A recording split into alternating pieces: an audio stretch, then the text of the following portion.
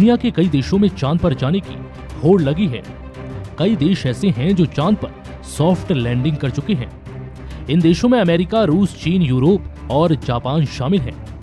वहीं भारत का मिशन चंद्रयान 2 अगर असफल नहीं होता तो इन देशों की सूची में भारत का नाम भी शामिल हो जाता, क्योंकि जिस हिस्से में भारत के विक्रम की लैंडिंग होनी थी, अगर भारत का ये मिशन सफल हो जाता तो पहली सफलता में चांद के उस हिस्से पर पहुंचने वाला भारत पहला देश बन जाता।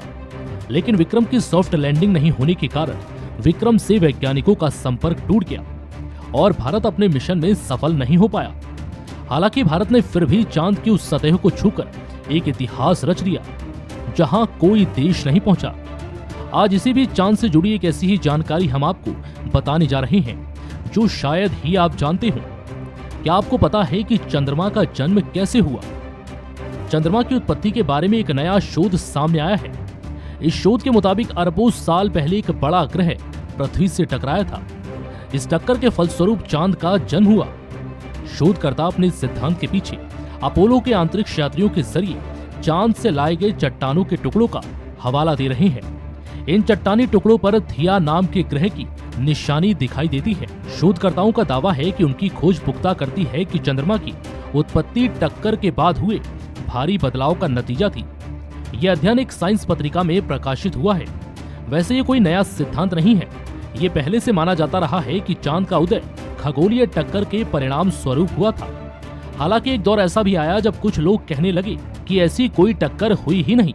लेकिन वर्ष 1980 से आसपास से सिद्धांत को स्वीकृति मिली हुई है कि 4.5 बिलियन साल पहले पृथ्वी और थिया के बीच टक्कर हुई थी। टक्कर से चंद्रमा की उत्पत्ति हुई। थिया का नाम ग्रीक पौराणिक कथाओं में मौजूद सिलीन की मां के नाम पर रखा गया था। सिलीन को चांद की मां कहा जाता है। माना जाता है कि टक्कर होने के बाद थिया और धरती के टुकड़े एक दूसरे में समाहित हो गए और उनके मिलने से चांद की पैदाइश हुई। चंद्रमा पर बेशक थिया के निशान मिले हैं, लेकिन इसकी संरचना आमतौर पर पृथ्वी सरीखी है। अध्ययनकर्ताओं की टीम के अगुआ यूनिवर्सिटी ऑफ कॉन्टिगेन की डॉक्टर डेनियल हॉवर्स के अनुसार अब तक किसी को इस टक्कर सिद्धांत के इतने दमदार सबूत नहीं मिले। ऑक्सफोर्ड यूनिवर्सिटी के प्रोफेसर हेलिडे उन वैज्ञानिकों में एक है जो ये देखकर चकित हैं कि चांद की चट्टानों पर मिली थिया की सामग्री और पृथ्वी के बीच अंतर बहुत मामूली और सूक्ष्म है। चांद और पृथ्वी की संरचनाएं लगभग एक जैसी क्यों हैं? क्योंकि टक्कर से पहले पृथ्वी और अधिक गति से घूमती थी। एक और सिद्धांत ये भी है कि थिया आकार में कहीं ज्यादा बड़ा ग्रह था। एक और विवादित सिद्धांत नीदरलैंड्स के ग्रोनिंगेन यूनिवर्सिटी के प्रोफेसर राव डी मेजर का है।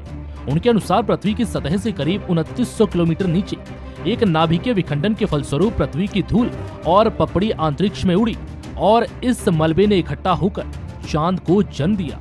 हालांकि इन सब चीजों को लेकर दावा किया जा रहा है, लेकिन अब तक इसके कोई पुख्ता प्रमाण नहीं मिले।